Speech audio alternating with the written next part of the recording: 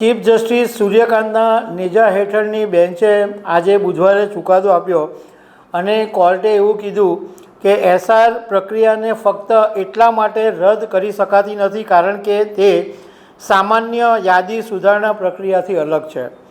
આ પ્રક્રિયા મુક્ત અને ન્યાયી ચૂંટણી યોજવાના ઉદ્દેશ્ય સાથે કરવામાં આવી હતી એવું સુપ્રીમ કોર્ટે કીધું છે।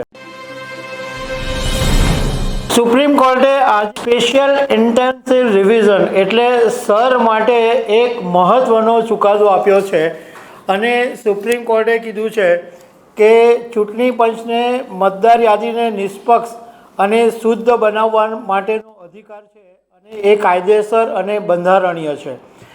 એટલે સર બાબતની જે અરજી કરવામાં આવી હતી એ સુપ્રીમ કોર્ટે રદ કરી છે અને સાથે સાથે એ બાબતની પણ સ્પષ્ટતા કરી છે કે મતદાર યાદીમાંથી નામ નીકળી જાય તો એ નાગરિકતાનો અધિકાર ગુમાવી દેવામાં આવે છે। એ બાબતે પણ સુપ્રીમ કોર્ટે વાત કરી છે।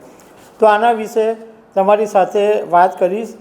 મારું નામ રાજેશ શાહ છે અને તમે જોઈ રહ્યા છો ગુજરાતના સૌથી મોટા ડિજિટલ ન્યૂઝ પ્લેટફોર્મ ખબરછે.com। તમને યાદ હશે કે જ્યારે બિહારમાં વિધાનસભાની ચૂંટણી હતી એ પહેલાં ચૂંટણી પંચે સર પ્રક્રિયાની જાહેરાત કરી હતી એટલે સ્પેશિયલ ઇન્ટેન્સિવ રિવિઝનની અને એની અંદર બધું આખી મતદાર યાદી સુધારણાનો કાર્યક્રમ હતો। કોણ જીવિત છે, કોણે સ્થળાંતર કરી દીધું છે, કોના નામ ડબલ છે, ડુપ્લિકેટ છે અને જેમના નામ નથી એટલે જે નવા મતદારો છે એમના નામ ઉમેરવા એ આખી પ્રોસેસ હતી।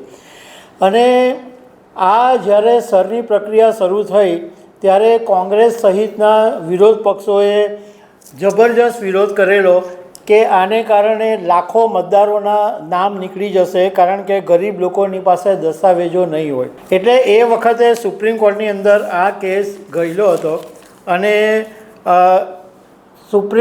ચીફ જસ્ટિસ સૂર્યકાંતના નેજા હેઠળની બેન્ચે આજે બુધવારે ચુકાદો આપ્યો અને કોર્ટે એવું કીધું કે એસઆર પ્રક્રિયાને ફક્ત એટલા માટે રદ કરી શકાતી નથી કારણ કે તે સામાન્ય યાદી સુધારણા પ્રક્રિયાથી અલગ છે।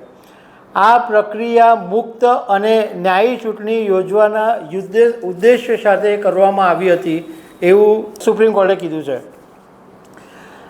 સાથે સાથે એવું પણ સુપ્રીમ કોર્ટે કીધું કે કાયદો ચૂંટણી પંચને કોઈ પણ સમયે વિશેષ સમીક્ષા કરવાની સત્તા આપે છે અને એને કારણે આ સર છે એ અમાન્ય કહી શકાય નહીં, એ માન્ય છે।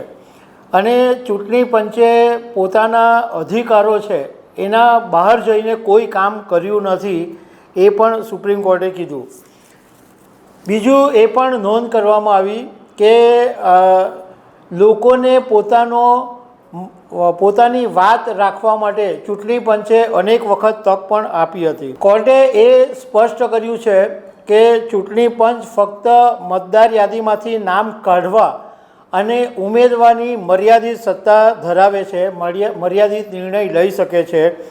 ચૂંટણી પંચને નાગરિકતા અંગે અંતિમ નિર્ણય લેવાનો અધિકાર નથી। એટલે તમારું નામ જો મતદાર યાદીમાંથી નીકળી ગયું હોય તો તમારી નાગરિકતા ચાલી ગઈ છે એવો કોઈ પણ પ્રકારનો ડર તમારે રાખવાની જરૂર નથી। આ માત્ર ચૂંટણી પંચને મતદાર યાદીમાં નામ કાઢવા અને ઉમેરવા જેટલી જ સત્તા છે।